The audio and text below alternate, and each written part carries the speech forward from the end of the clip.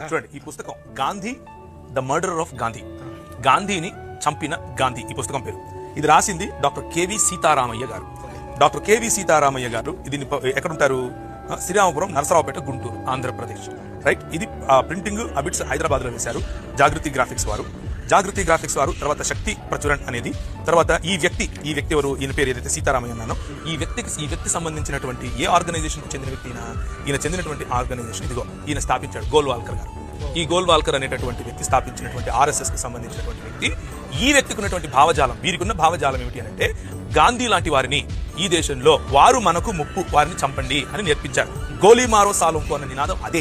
అందుకనే నేను మొట్టమొదటి చెప్పేటప్పుడు ఇదే చెప్పాను. ఈ దేశంలో చాలా చోట్ల జరుగుతున్నటువంటి విషయం ఏమిటి అని అంటే గాంధీ లాంటి ఎవరైనా అంటే బైబిల్ చేత ప్రభావితం చేయబడినటువంటి ఆలోచన కలిగిన వాళ్ళు ఉంటే వాళ్ళని చంపడమే లక్ష్యంగా పెట్టుకున్నారు. నేను మీకు ఇస్తాను. అయితే మరి మన సహోదరులు మాట్లాడుతూ ఏమన్నారంటే వెస్టర్న్ సివిలైజేషన్ యొక్క ప్రభావం ఈ దేశంలో పెరిగిపోయింది కాబట్టి ఇలా జరుగుతుంది. దీంతో నేను ఏకీపిస్తాను, సగం నేను ఏకీపిస్తాను. ఎలాంటి చోట్ల వెస్టర్న్ సివిలైజేషన్ ప్రభావం ఎక్కువైపోయింది కాబట్టి వీడియో గేమ్స్ ద్వారా పిల్లలు కొంచెము చంచలమైన మనస్తత్వానికి వెళ్ళిపోతున్నారు.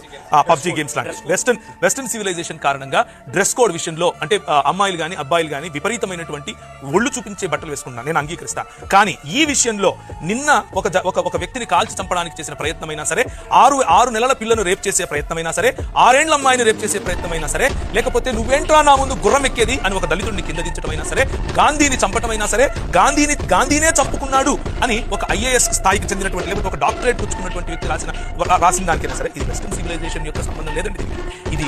దీన్ని ఈ రోజు ప్రపంచమంతా ఎలా చూస్తోంది అని అంటే మీరు పాటించేటటువంటి హిందూయిజం గురించి నేను మాట్లాడట్లేదు. ఎవరైతే గాంధీని చంపేటటువంటి గోడ్సేవాదం తీసుకొస్తున్నారో అలాంటి హిందుత్వ ఐడియాలజీని టెర్రరిస్ట్ ఐడియాలజీగా చూస్తున్నారు.